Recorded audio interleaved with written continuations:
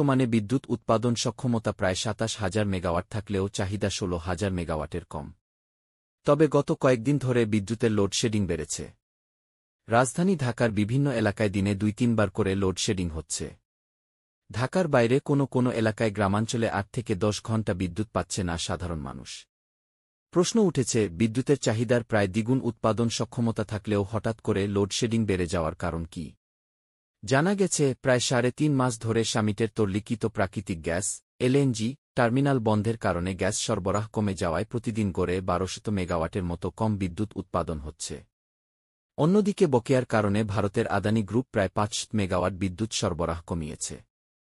এর সঙ্গে কারিগরি কারণে বরপুকুরিয়া কেন্দ্র বন্ধ হয়ে যাওয়া এবং মাতারবাড়ি ও এস আলমের বিদ্যুৎকেন্দ্রের উৎপাদন কমে যাওয়ায় দেশে বিদ্যুতের লোডশেডিং বেড়েছে কয়েকদিন ধরে।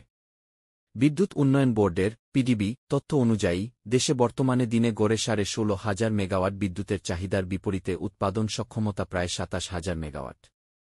কিন্তু প্রতিদিন গড়ে ১৪,০০০ থেকে ১৫,০০০ মেগাওয়াট বিদ্যুৎ উৎপাদন হচ্ছে। এতে প্রতিদিন লোডশেডিং হচ্ছে প্রায় ১৫০০ মেগাওয়াটের মতো।